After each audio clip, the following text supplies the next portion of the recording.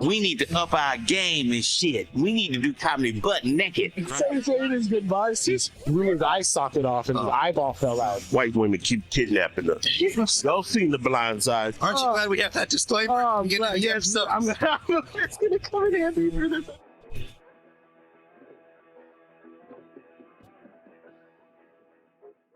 This episode of The Voice Party is brought to you by Second Gift Project. Help Rudy Ortiz collect 1,000 books to donate to schools around the Bay. Once you learn to read, you'll forever be free. What's up, everybody? Welcome back to another episode of The Voice Party Podcast. It's me, JD, here, chilling in, I don't know what to call this place. What do we call it? We're recording from an undisclosed location. Undisclosed location in California. I'm sitting here by myself in the table with Phil and the ones and twos. What's up, Phil? What's cracking, crackers? It's not as fun when there's only two of us. Yeah, it's kind of sad when we're playing to the empty chair. One, fuck it. Do another one. The sound of loneliness, guys. That is a sound of loneliness. Thank you for tuning in. This is episode 249. That's a lot. That is a lot. We've done 249 uninterrupted episodes. I've never done 249 of anything ever in my life. I might have, but I've never kept count, you know? And to be at 249, it's awesome. And it's like, you know, we're the last two that made it. We stuck it out till the end. Stuck it out to the end, baby. After 250, we're gonna do it live. We're gonna, you know, have a live audience. It's gonna be fun. Kind of like the 200, which was the most fun I've ever had in a live podcast recording. After 250, what's happening, Phil? I got shit to do. You got shit to do. So the podcast is going to go on a hiatus so we can move on to bigger and better things. And we'll come back when we need to, when we got stuff to talk about, when we got people to showcase. But for the time being, you and me got bigger and better fish to fry. I wouldn't say bigger and better because this was fun. This was like one of the best things I ever decided to do in my life ever. I don't know about you guys, but this is like one of the things. I think this helped my comedy career more than anything, more than doing stand-up. Like this has been like the most, it's gotten me opportunities. It's gotten me all kinds of stuff. And I'm grateful like for this. And I don't want it to be like we're ending it, but we are going to end the streak. We have a longer streak than The Undertaker. That's true. We're going to have 250 uninterrupted episodes. 200 never missed a week in 5 years. That's a long time. That's 5 years of your life that we've sacrificed, you know, just making sure we didn't. It was stressful the last few months to try to find. We're like nomads right now. Yeah. Well, to kind of peel the curtain back, the show has always been stressful. Yeah. Because that's true. These are 12-hour days for us. We get here at 9 a.m. We're shooting all day. We don't leave until 9 at night. Specifically, you and I. Yeah. Yeah. No shade. I'm not saying yeah, that. But it's 12-hour days for us. And then I got to edit this shit afterwards. So it's a lot of work. It's a lot of work. And we have to get 4 or 5 episodes done every time. Yeah. So when guests cancel last minute, we got to just scramble and pull an episode out of thin air because we don't want to fall behind. I want to keep the entertainment going. Yeah. Show must go on. So, but yeah. And you and me definitely have had the work ethic to keep this show going. That's why we hit 250 episodes. The work ethic. I don't know about the stamina now. We're getting older. Well, I mean, that's why every week I got my sugar-free monsters here. And I want to shout out to Athletic Brewing, the best non-alcoholic beer in the market, baby. I've been drinking these like soda. I am a non-alcoholic right now. I am officially a non-alcoholic. I'm addicted to non-alcoholic. So here's what because you were talking about how this podcast helped your comedy career. I personally have seen you grow as an entertainer and a performer and an interviewer. Because way back in the day, you guest hosted an episode of Go to Work Fitness back when I was producing that. Oh, geez. And if you go back and watch it, you were nervous. You were terrible. You were asking terrible questions. It was cringeworthy. And you're a completely different person now than you were back then. How so, Phil? Explain a little bit more about what's the difference. Well, you're more confident in yourself, and you're a little wider, but you're more confident. Yeah, in I'm yourself. very wider, and I think the podcast is to blame for my weight gain. But no, I think I wanted to do it, and it's a weird thing where like I did it already. I don't know if that makes sense. Like I wanted to be with the microphone and interviewing people, and now that I did it for 5 years, it's like, okay, cool, I did it. Yeah.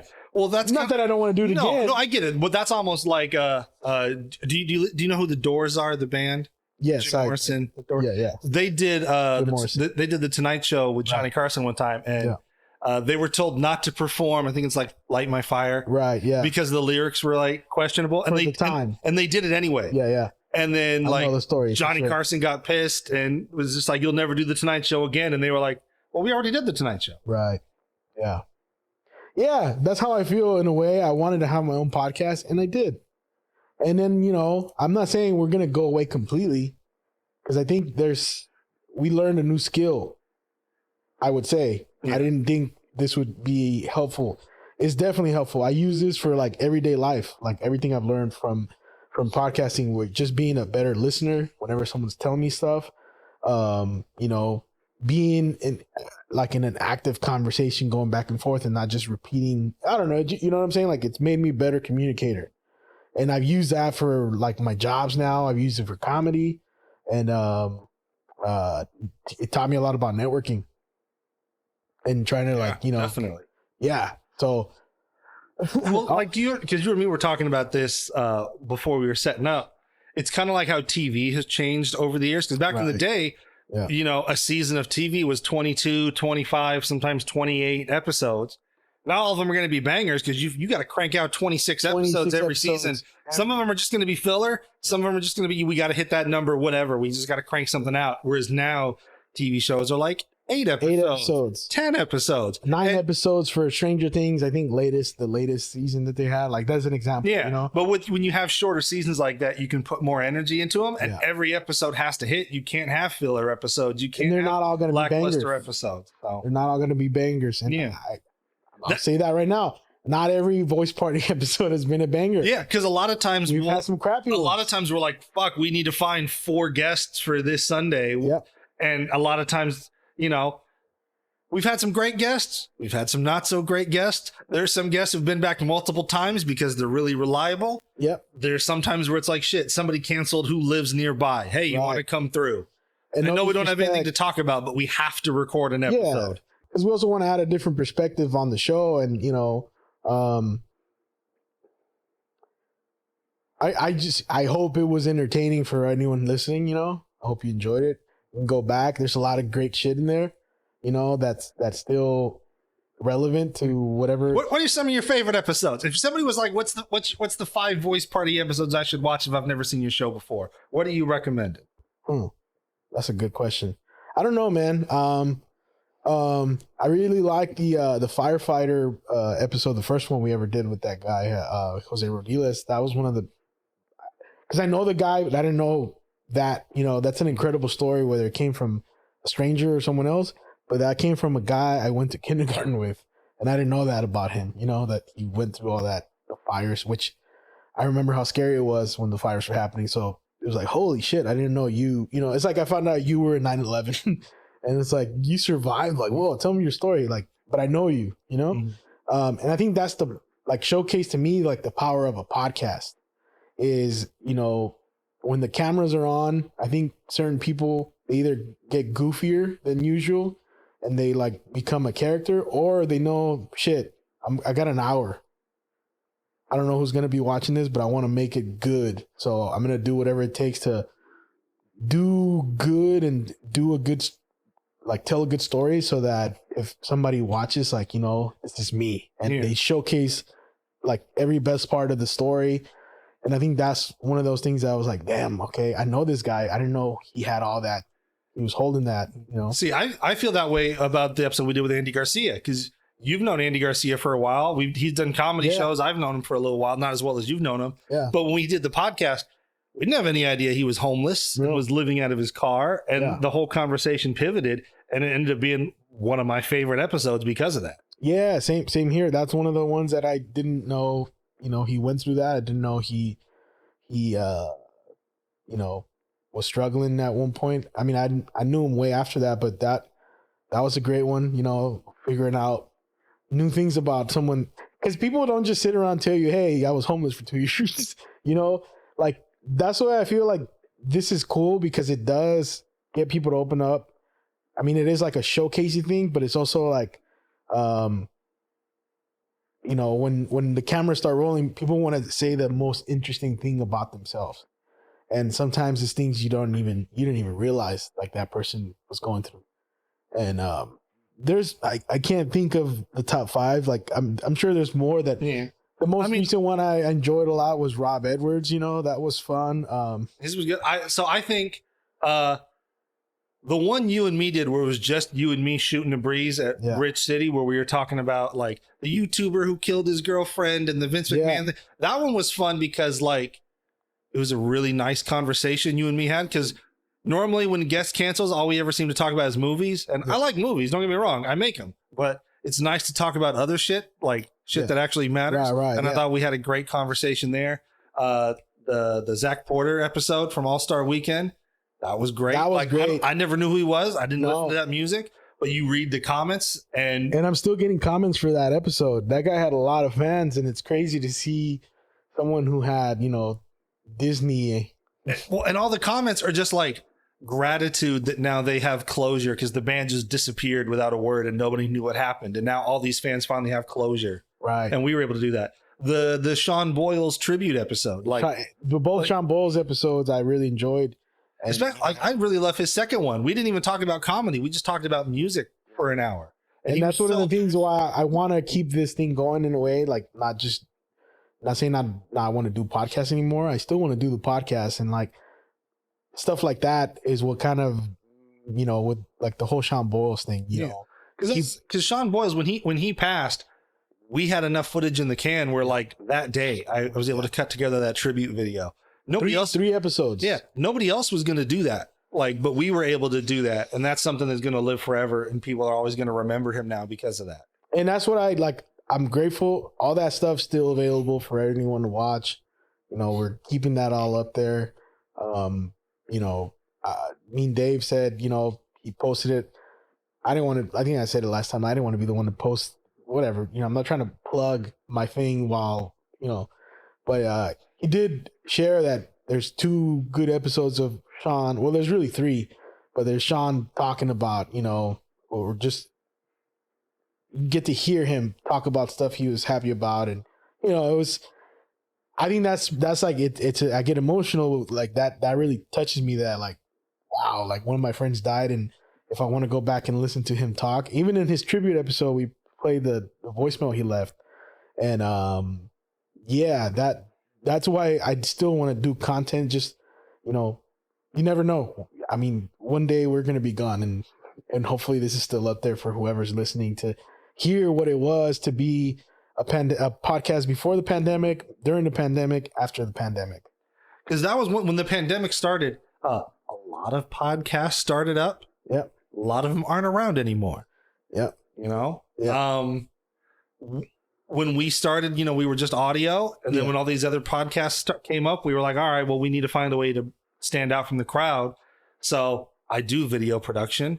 Let's make it a video podcast. And we upgraded to a video podcast. Nobody else was doing that at the time. Yeah. And so we've always tried to find ways to stay ahead of the curve and break out from the pack, not just do what everybody else was doing. Yeah. We wanted to put our own spin on things, our own voice on everything.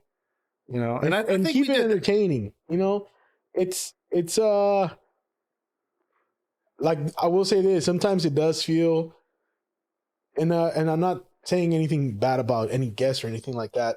The guests, I'm grateful to anyone that came out, but I noticed in myself when I get tired of telling the same jokes, and I want to do new jokes now, and that's how this feels a little bit. Not saying that I don't enjoy doing this. It just, it's like telling old jokes over and over and over. Like, I want to do something different now. Yeah.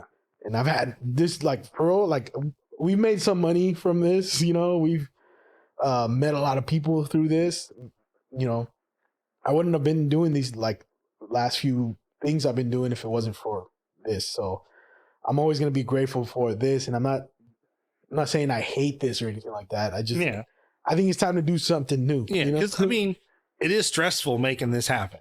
Yeah, and having to pull 4 episodes. And we've been putting up with the stress. We've been putting up with the stress. We've been putting up with, the expenses that it takes to make this. That's another thing too. I just don't have it in me no more to like finance. I'm sure you for the same. It's getting more expensive in the Bay Area. It's getting very expensive. It's not bringing in money. I've talked about how I need a new camera. I've talked about how, setting these cameras up are a pain in the ass because they're just like, they're not meant for podcasting. And so like, I got to use these stupid fucking dongles to adapt every single camera to my ATEM. Yeah. And micro HDMI is super fragile. And so just getting all the cameras to work without cutting out is a pain in the ass. But I can't afford to buy new cameras because that's money. Bought the new board. Love the new board. Yeah. Bought the ATEM. Love the ATEM. And we're still going to use it. Right. I mean, I spent all this money. I'm getting my goddamn money's worth. All right, cool. I just want to make sure we're still going to use it. We're still gonna be around. Just we're gonna end the streak, and we don't know when we're coming back. We're gonna come back with first. We gotta finish our film, which we've talked about many times, and it's getting annoying. People asking, and I know it's my fault. I'm the one to blame. I'll be honest. I'm the one. The film does say directed by JDR and Diaz, so it does. Jesus the buck does stop with you. That. It's like Peter Jackson with another Lord of the Rings coming out, I think that's one of the main focuses once we step away sounds weird, but you know what I mean? Like, yeah. And I get it because like we got to finish your film. Yeah. Which is going to need some work. Yeah. I'm starting work on my next film. That's going to be a lot of work. Yeah. And so we only have so much energy we can spread around considering we still got to work day jobs in order to pay that thing called rent. Yeah. So which is crazy right now. Gas is going up. I buy this little container of hummus every week. I bring a container of hummus every week for work. Been eating hummus, been trying to do good, Instead of chips, I'll eat hummus. Whatever. Still fat. But it went from $7 to $11. Bro, gas is almost $6 a gallon. We went to the grocery store the other day. All we bought was a thing of tortillas, a bag of oranges, a case of energy drinks, some spinach dip, and a loaf of bread. It was like $87. $87? Yeah. Yeah. Yeah. That big sandwich I brought, these fucking fake beers that, I'm not drinking right now. So, whatever. I've been drinking these fake beers. I call them fake beers. It's better than non-alcohol. Non-alcohol sounds weird. And some other shit I brought, like just little snacks that I brought and water. $50. I mean, Bro, back when I was single, my weekly grocery budget was $50. I could spend $50 on groceries. It would last a week. But that's because you probably were eating like hella shitty. Because I remember your fucking shitty eating back in you showing up 8 a.m. in the morning with a fucking Frosty from Wendy's. You're not doing that no more. No, I'm not doing that no more. Yeah. Like I gave up soda. I haven't had soda in months. It's actually a trip because my wife still drinks soda. Oh, and like the wife. Come on. We'll check it.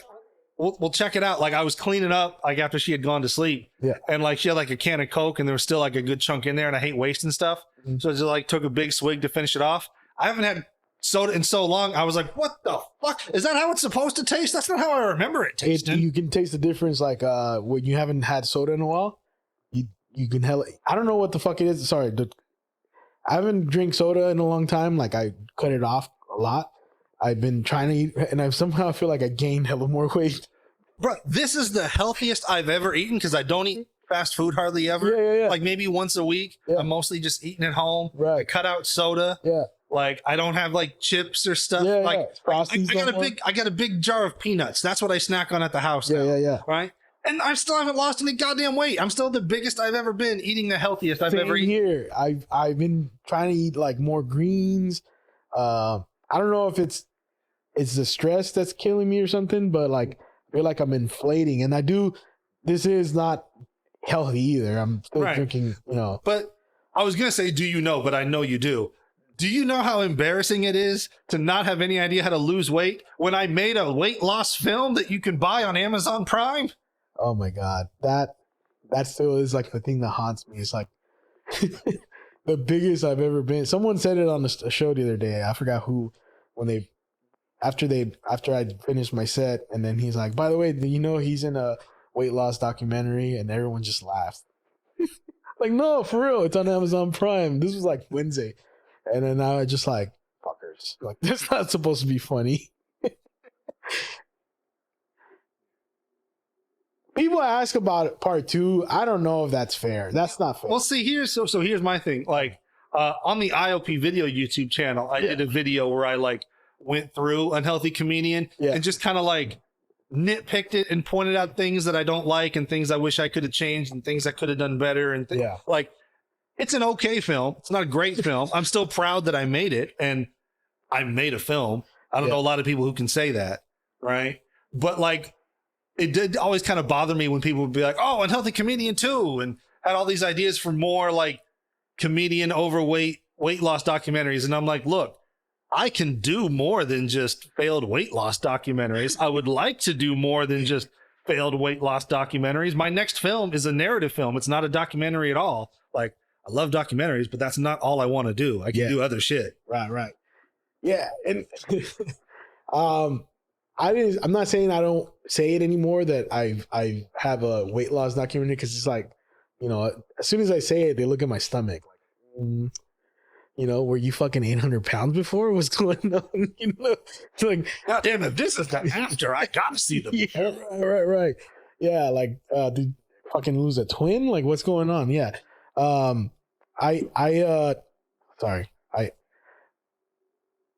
feel weird whenever, like, I feel weird plugging that because of that reason. You know, like, I'm way bigger now than I was in the film.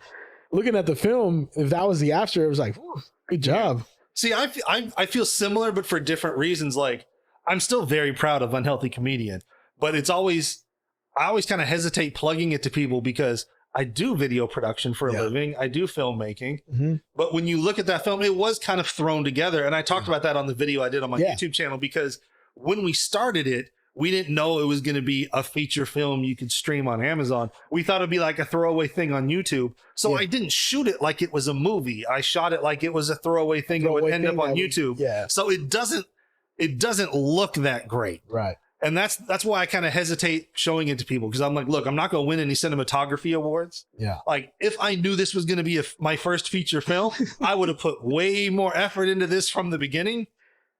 I get a lot of people hitting me up because they think I directed it, and they're like, your mixing of the sound was terrible. I'm like, especially the stuff that loops at the beginning. And I talk about that in the video. Yeah, I fucking hated it. But I get blamed for it. I'm the one that like gets like, you gotta, I don't mean to like give you advice, but you should, you know, not loop it the way you looped it, and you know, it goes a little too long. It's like, all right. Yeah, I agree. I'll take it. I agree. There was like festivals coming up, and I had to meet deadlines, and so I like it's a very thrown together film, and that's okay. It's a lot.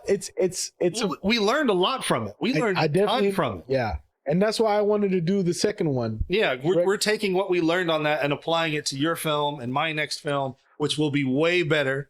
But, and now that we know how to get a film on Amazon Prime, like that's a hurdle in and of itself. Yeah, it took a while. I was ready. I was excited when we first got on Tubi, because you know Tubi's got like 250 million subscribers and more that listen just or watch for free. You know, and that in itself, I was like, cool, man. That's already a lot. You know, and then but then you go to Tubi and you see all the shit they put on. It's like, okay, there's like a lot of worse shit. Yeah, that's like you would always plug to me, and I'm like, we're also on Roku and we're on Amazon Prime, which are both way bigger deals. Tony Sparks brought me up in the show. He's got a great film called Unhealthy Comic. It's available on, I believe, Amazon Prime and Tubi. And when he said Tubi, everyone laughed. Why are you laughing at Tubi? Yeah, it's free, you fuckers. Yeah. Well, see, like I didn't talk about this in the video, but like the distribution process, because we didn't, you know, we were a small, no budget indie film, so it's not like we had a studio behind us. Yeah. And you know, the Cinderella story is you go to all these big festivals like Cannes and South by Southwest and Sundance, and you make a big splash, and you have distribution studios like in a bidding war to buy your film. We didn't get none of that. No. So we had to do like grassroots, like, and do everything ourselves. And so when you're self-distributing a film, you don't know who's going to buy your film, when they're going to buy it. Amazon was the last one. When they're going to put it out. YouTube was the last one, right? So like, we couldn't be like, hey, the new film is dropping on this date, because we didn't know when it was going to drop. We didn't know who was going to pick it up. We got no. We just found out when it was available. Yeah, we literally found out. Oh shit, Plex picked it up. Okay, they were the first ones to pick it up. But we had no heads up, so we couldn't like build anticipation. We had to be like, it's out. We made a thing, and it's out. You can watch it now. It's out. And shout out to everyone that watched from there on. Like, oh, cool. You know, like you're watching now. Like, awesome. I got pictures of people watching me on their screen. That's awesome. I still like one of the best moments to come from this. It is a trip when you're like at somebody's house and you're going through their streamers. Like, oh, that's the movie I was in. All right, cool. Oh, directed by me. That's my name. Cool. I had that with a family member. They were like, "Is this you?" Yeah, it is. Don't watch it, please, because you're gonna judge me. It's weird when family watched it. I don't like it. I don't know why. I also don't like when I see they watch the podcast. I don't like it.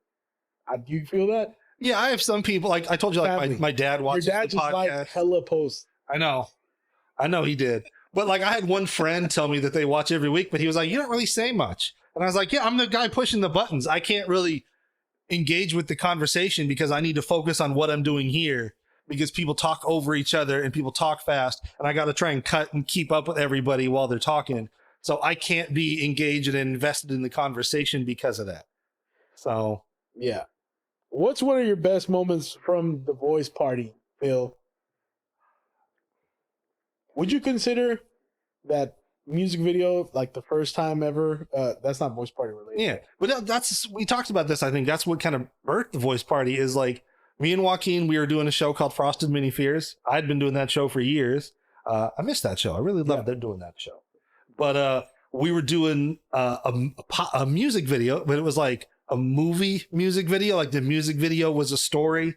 And so like me and Joaquin worked together and he wrote this song. We had it recorded and then we were shooting a music video for it. The guy who helped him make the song was supposed to be in the video. He got double booked. He couldn't make it. We had to shoot it a specific time because I think it was going to come out on Halloween or whatever, but we had like a deadline for it to come out. And I had worked with you before on Gasper's music video and doing Go to Work Fitness with Evan. And I just hit you up because I was just like, want to be in a thing? And I sent you like the animatic that I had put together with all the storyboards. Then you were on board.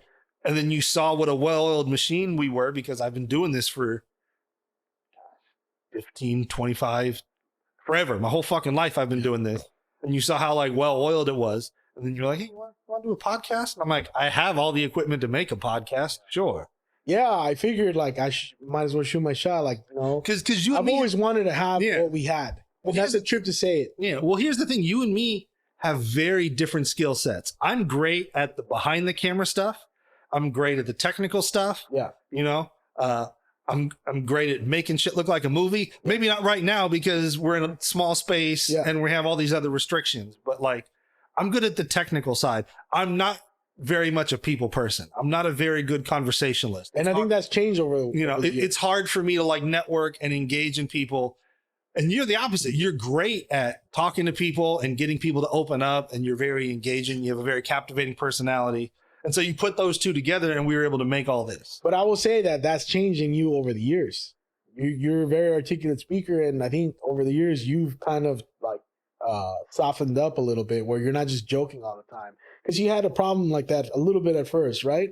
Where you we all had a problem, because you had a problem at first where you wouldn't let people answer. I was terrible. You listen to like our old audio only episodes, and like people would be in the middle of answering your question and you would cut them off to go on a tangent about something else. And I just fucking... And never circle back to actually get the question answered. No, and I just fucking change the conversation after a comment. Like, fuck it, I don't want to talk about that no more. I know you're my guest. I'm changing the subject. Like, I would do that all the time. And that's what I'm saying. Like, that's what's changed, not just in here. Like, it, I changed because I wanted to be a good podcast host. But we did it. 250 times. Yeah, we've had... Like my version of success, I don't know, I can't say for you. Has this been successful to you? I Don't fucking bullshit, all would right? say yes with an asterisk, because like it is successful in the fact that we've created some amazing content. Yeah. We've had some great experiences. We've had great guests. We've been able to, like we talked about, like being able to like do a tribute for Sean Boyles. Nobody else was going to do that, but we were able to do Oh, I'm sure other giving people- closure for, Yeah. All-Star Weekend fans, like interviewing Felipe Esparza. Like we've had some really cool experiences. Yeah. However, I think you and me both feel like this podcast should have been way more successful than it was. Like we should have had way more views. We should have had way more subscribers. We should have had more people give a shit.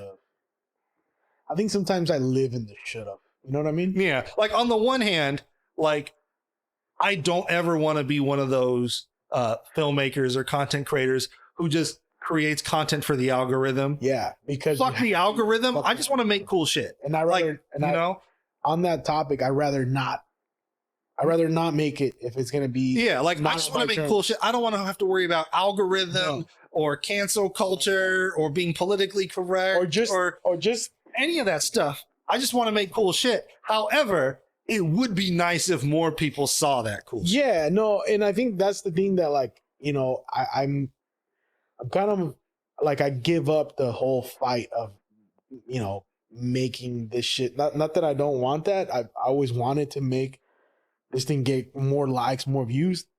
I always fought for that. I did. I did whatever it took to get there. But I just don't have the fight in me for it anymore, man. Like, I'd rather work on something.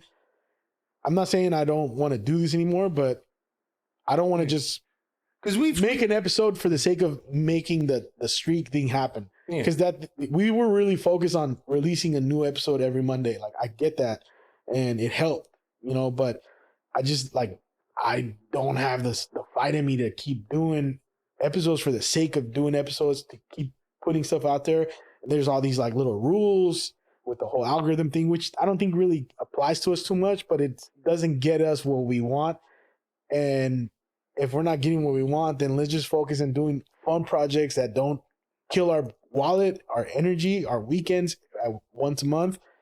And if we got to put this shit down for 3 months to come back stronger, that's way better for everybody. Yeah. For the listeners, for you, for me, and for the reputation of what the Voice Party was. It's supposed to be a fun thing. Yeah. And sometimes it wasn't fun, Yeah. to be honest. It wasn't fun. I wasn't having fun maybe these last few months. I think we were very spoiled with Big Boy Raps, the situation there. And I got used to that. And then once that went away, I still had fun everywhere else. We've done the show, but it hasn't been the same, Yeah. And I'll say we've tried different things over the years to kind of get more traction behind this and please the algorithm. We tried clickbaity thumbnails. We tried fucking ADD as fuck YouTube shorts. And it's like, I hated doing that. I don't think you liked any of those either. No. And so we were just like, this isn't the kind of content we want to create. This isn't how we want to do it. We don't want to play the game. We want to do things our way. Yeah. And I'd rather not do it if that's what we got to do. I'll be honest. Like, I'm the first one to say I'd throw the towel in. And I said that back then when we were starting to do that, because it just doesn't feel like this isn't me. Like, I could just do stand up. You could just do whatever films you want to do. Like, because it's like you're dancing for a robot, and it's fine if that's your thing. It's just not for me. I'd rather do other things, like, and there's other things we can do. Like, there's different ways of capturing. I've learned that from this now. There's different ways to go and tell a story or capture a story. Well, I know you and me both have had scripts and ideas for films and ideas for short films that just kind of have been on the back burner for years because all of our energy has been into this podcast and trying to grow this podcast, make this podcast as great as it can be. I have a post-it on my computer monitor that says read JD's script, and it's from like 4 years ago. I swear I'm going to get around to it, but it's like, what script? You sent me some short horror script about something at like 3 a.m. or 2:59 or something like, I forget what it's called. I swear I'm going to read it. It's been on okay. I've had that posted on my monitor for like 4 years.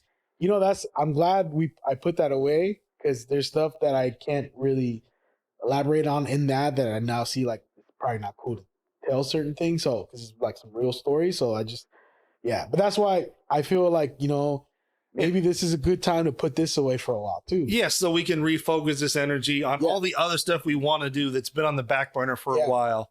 But we'll still use the Voice Party to promote stuff. We'll still use our resources. The name itself, I want to continue to keep using that.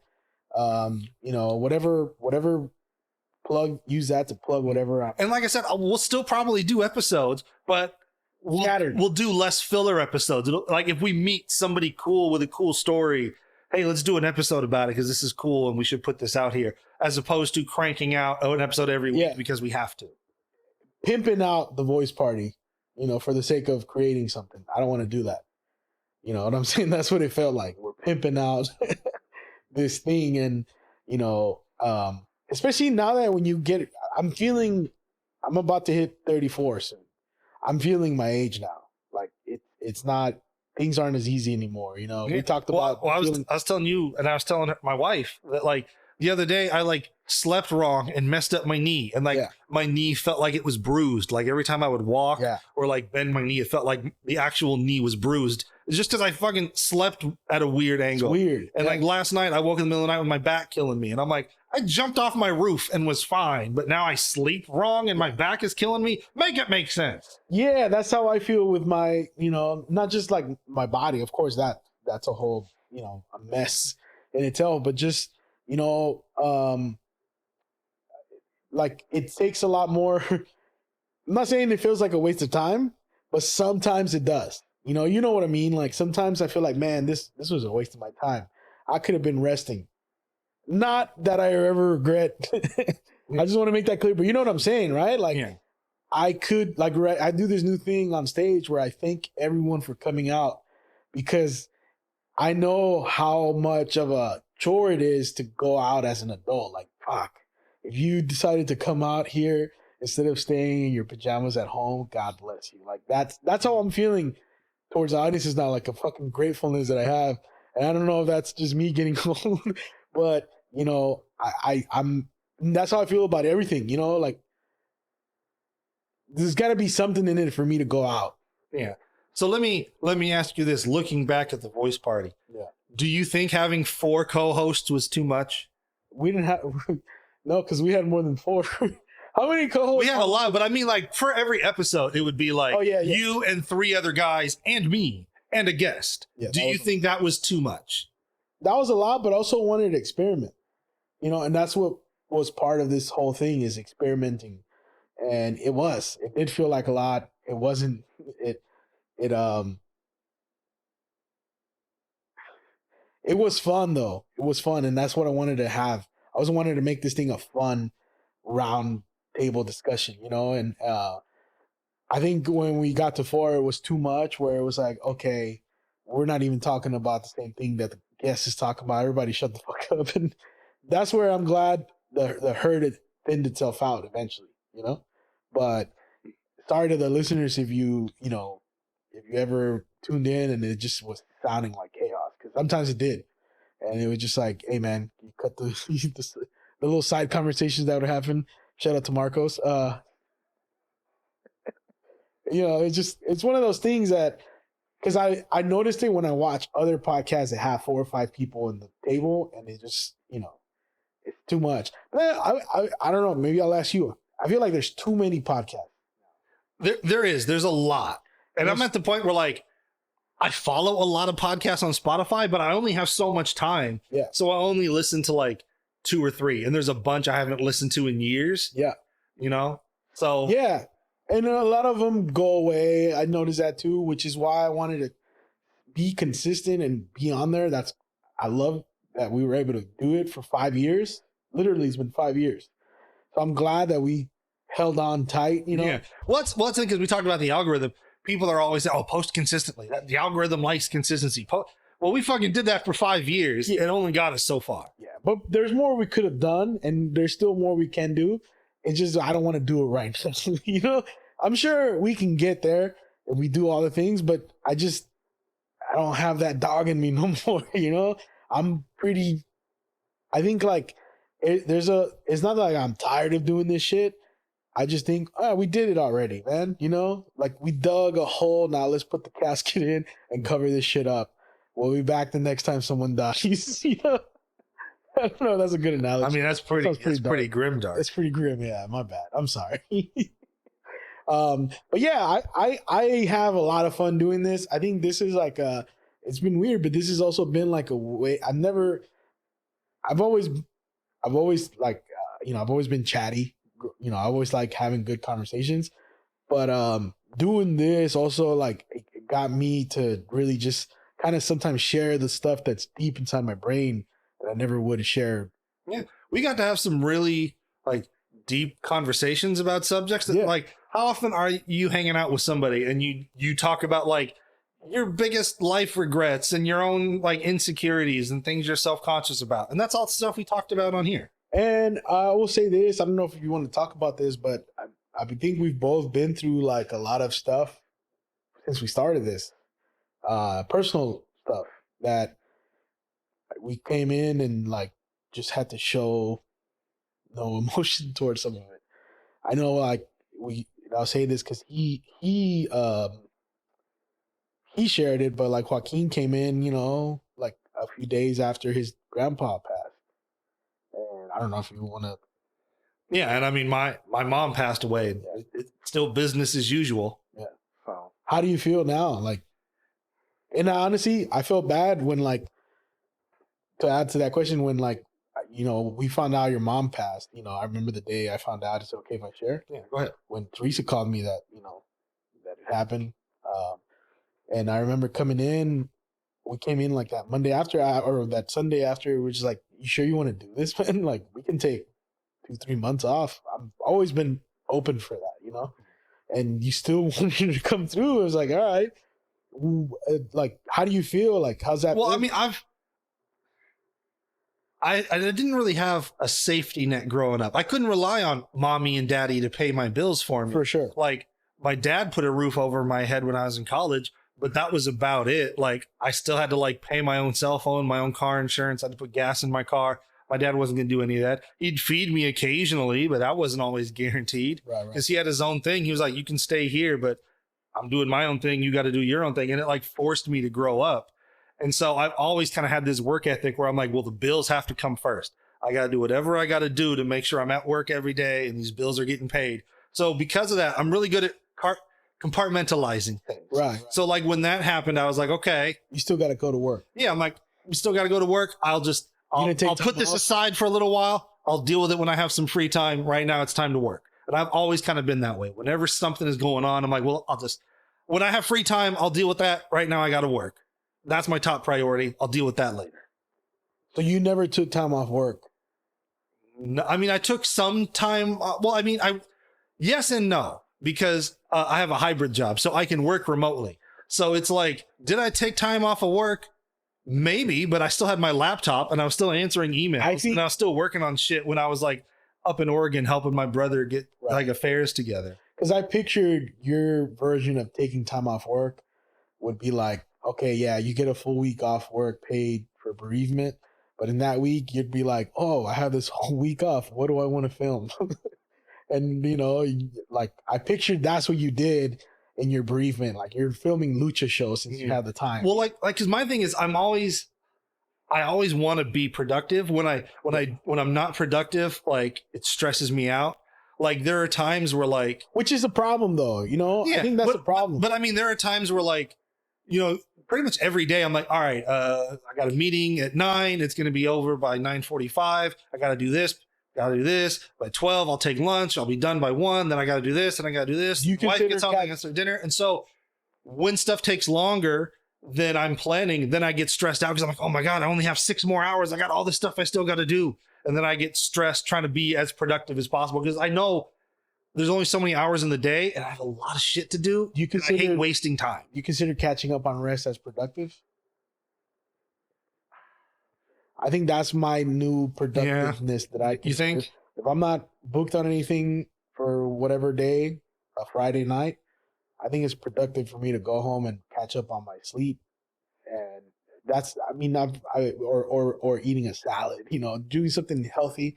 I see that as productive, even if I'm not See, creating. with my thing, like, I'm not. yeah, trying no, to, like I like going out, hanging out with friends, and blowing off steam with people and whatnot. But also going outside is expensive. it's Outside super is like $200 a day. Yeah. So I also really love just like Chilling. staying at home, kicking Chilling. my shoes off, watching TV, watching a movie, playing video games, just decompressing for a while and not having to stress over, fuck, it's $30 a plate at this restaurant and gas driving out there and back, and like, don't have to deal with none of that. I like just staying home sometimes. Yeah, for sure.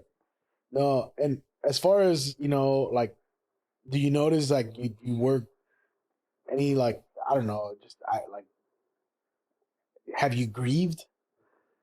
So I know when it happened, you asked if we wanted to do an episode where we talk about like. Oh yeah, no, I just And I said no, and the reason was because I didn't mean like making content out of it. I just like, do you No. want to talk about it? well, so, in general? because here my whole thing was like, I never really had a great relationship with my mom. God, There was a lot of friction between us. We butted heads a lot. God. You know, it wasn't a great relationship, and so I didn't want to do an episode talking about that because I'm just like, well, there's three sides to every story. There's your side, there's my side, and there's the truth. Yeah. Because we all have our own personal biases. Yeah. And I didn't think it was fair for me to come on there and vent about about me and my mom's relationship when she's not there to tell her side of the story. Definitely. I didn't think that was fair. No, not at all. And I didn't want like a family member to listen to it and be like, that's not how that happened, because I remember things differently than how they might have actually going on, or there might have been something that I didn't know about going on. So I didn't think And I it was never fair to wanted put that out there. And I also didn't.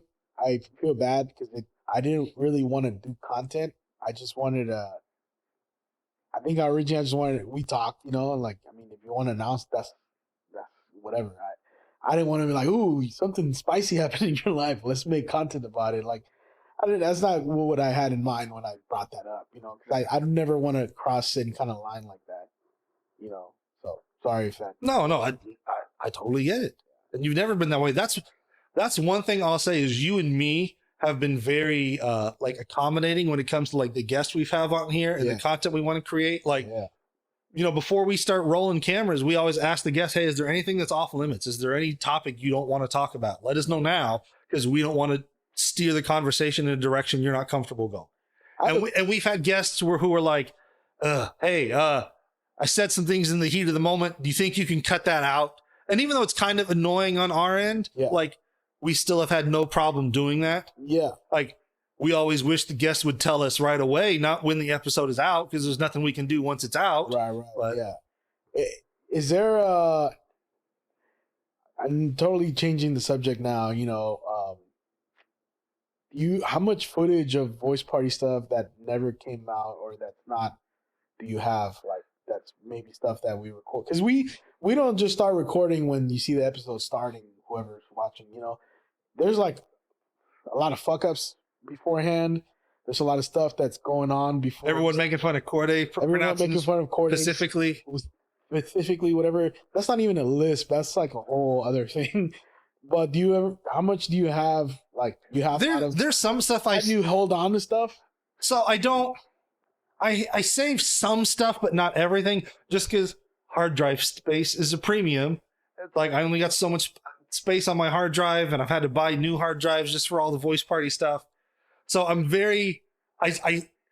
if I'm just cutting out one little bit, I might not save it. But if there's like a big chunk somebody wants me to take out, and I think, you know, this is something we might use someday, I might hang on to it. But a lot of the stuff I just don't save, because I'm just like, what am I really going to do with this? What am I going to do with, you know, JD smacking Marcos around, telling him to be goddamn professional before we start the actual podcast? I've never smacked Marcos, first of all. Don't put that out there.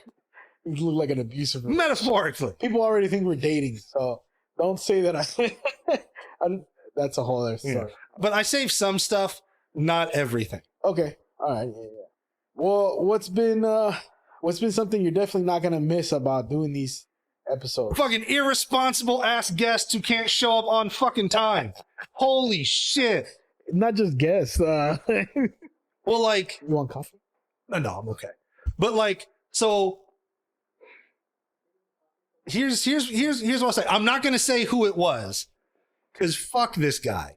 But we've had some guests who can't be bothered to show up when we book them, and it's like, look, I get we're not paying you to be on our show, and I get this isn't the fucking Joe Rogan experience or whatnot.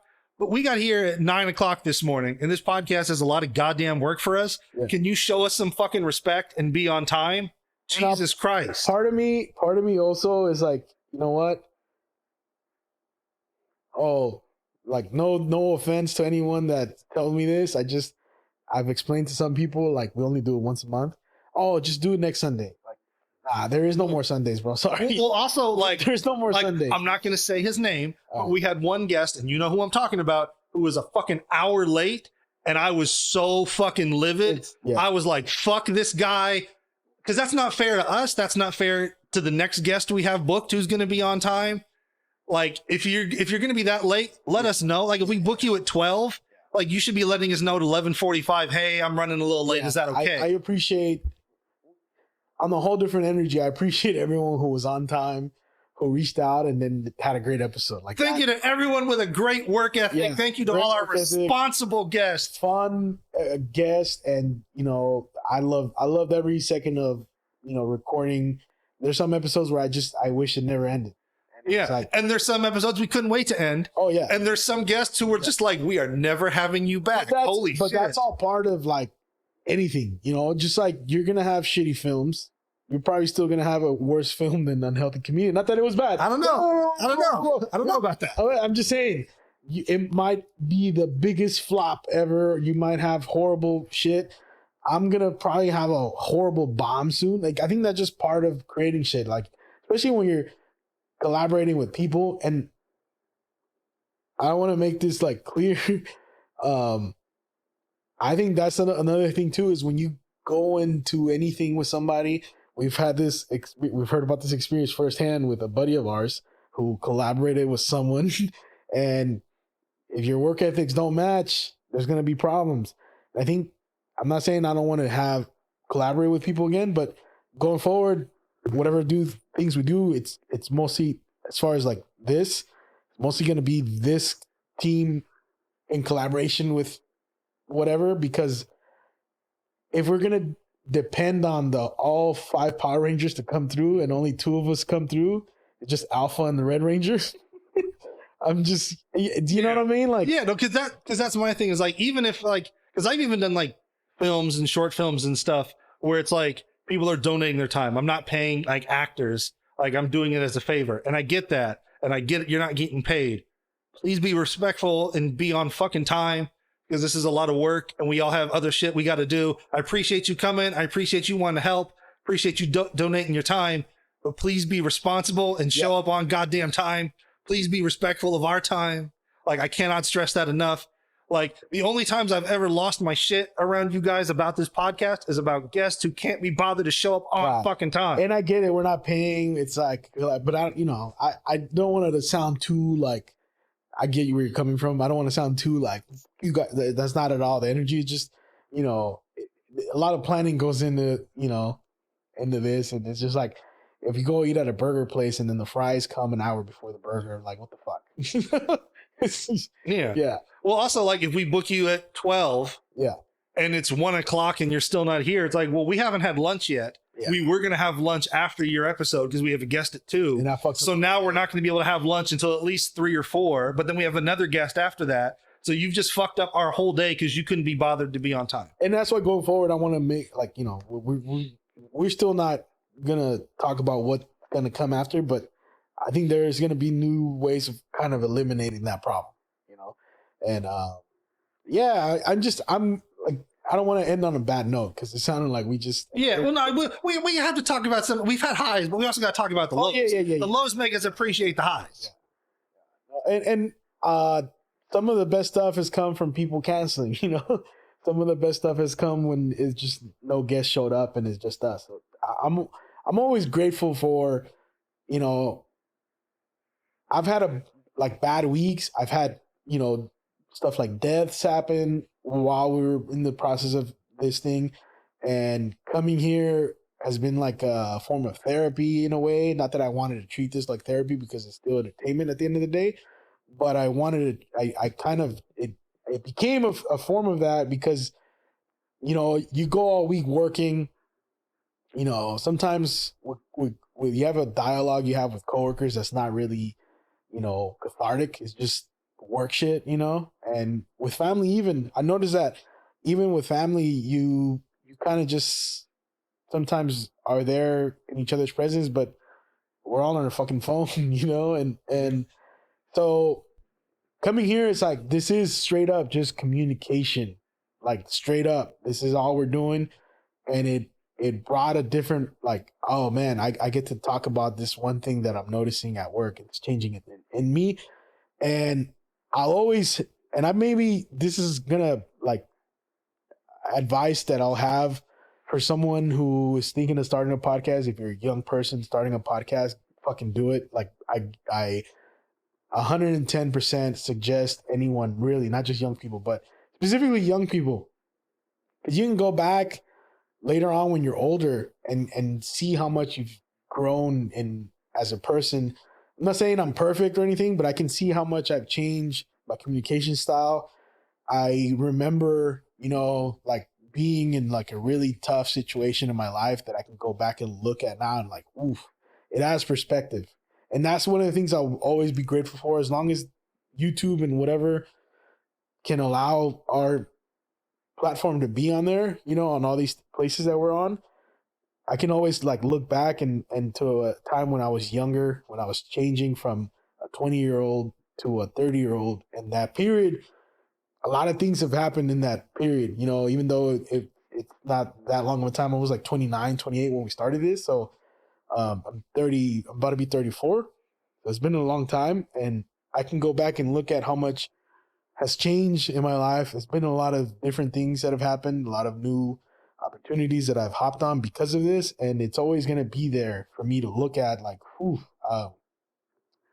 you know, I'll say one thing I'm probably definitely gonna miss is that, like, when you're younger, you're hanging out with your friends every weekend. Yeah. You're hanging out with your friends after work. You're always seeing your friends. Yeah. As you get older, you get tired when you get off of work. Yeah. You got chores to do on the You're weekends. married. You got families. You got other responsibilities. Yeah. So I will say, I do like looking forward to, hey, I get to see my friends. Right. Like, it was guaranteed at least once a month I'm going to get to see my friends. We're going to get to talk about fucking X-Men. We're going to get to talk about this new movie that came out. You're like a We're going kid. to talk about all the cool shit we were going to do. We can just hang out. Yeah. Like, we're working while we're hanging out, but we're still hanging out. And so I'm going to miss seeing everybody every month. Yeah, no, and it was a very playful thing to do, and you know, it was cool. I don't want to sound like hella sad, you know, because it really like it strengthened my relationship with people outside of the podcast. You know, I've gone to shows and met people. I've said this again, and it still trips me out. Meet people who don't know me, but they've heard of my podcast, and you know that was cool, man. That, you know, getting all the feedback I got from people that like it, and I don't know, I'm gonna miss it for sure. You know, I'm gonna miss it, but I'm not gonna miss it for too long because we're not gone all the way. But we're gonna We got shit to do. We got shit to do. So I think that's pretty much all I got for now, man. What are you looking forward to in the 250th episode, Phil? I will say my favorite part about those milestone episodes, like the 100th and the 200th, is the energy from having a live crowd, from having an audience that you can feed off of. Yeah. Like, that elevates the podcast to a whole nother level. And I there's so much more fun. Like, when we did the 200th, and I remember us setting up and we're like, that's a lot of chairs. But then when everybody's sitting down and you guys we're all about to go take the stage, and we see like it's standing room only and there's even more people there, we're like, oh my God. It's a little nerve-wracking. It is a little, you know, nerve-wracking. But then that energy, like the comics are feeding off of the crowd. You guys are feeding off of the crowd. Like, it was so awesome. And that's what I'm hoping we can replicate that for the 250. We can replicate that energy, that atmosphere, that vibe, and really make it the big deal that it should be. Yeah, no, it definitely will. I have high hopes for that. I want to pull every resource I can out of that. And also, want to say this to like maybe one or two of you who listened every Monday. I'm sorry, I'm sorry that, your new show, your show that you listen to every Monday is off for a while, but it is what it is. Thank you for listening. Thank you all for tuning in for all those years you tuned in. Thank you for your support. And thank you to all my co-hosts, all 45 of them that we've ever had. We could go down a list. It was because it started off with Gaspar, and Joaquin, Gaspar, Natalie, Leslie, Christina for one episode, 2 episodes. Christina for one episode. Was it Sarah? Didn't we have Sarah for a couple episodes? Sarai. Sarai for a couple episodes. Corday. Leslie. I said Leslie. Okay. Corday and Marcos. Jesus Cruz, Jose Contreras, Chris Posadas, Damian Montez. Oh my God. Damian Montez. Shout out to Damian Montez. The Voice Party is not going to go away all the way. The Voice Party will still be around. We're going to record episodes. It's just not going to be as often. We're going to spend a little bit more time to do, so you remember, I don't know if you remember, but back in the day, National Lampoon was a big deal. It was a magazine, and then there was those movies, Vacation, European Vacation, Christmas Vacation. And then eventually they just licensed the name out to whatever. So you'd have like whatever throwaway B comedy movie, National Lampoon's Dorm Days, or whatever the fuck it was. Yeah. We're trying to be the opposite. Instead of just slapping the Voice Party logo on everything, when you see the Voice Party logo, we want it to be a big deal. We're like, oh shit, I got to see this. It's a Voice Party production. Right. They always make cool shit. Yeah. I don't know. We might produce a comedy special. We might, there's a lot we can do. We know how to do now. So we have a movie that's almost done. We have a movie that's almost done. Hopefully we'll see soon. Hopefully you'll see soon. We have a bunch of other stuff that we're working on. And I think we're just going to keep having fun with it, just a different way. So again, thank you for tuning in. I don't think I have anything else left to say, Phil. Hopefully our last 2 guests are on time so we can end on a high note. That's been the Voice Party. And we're wrapped.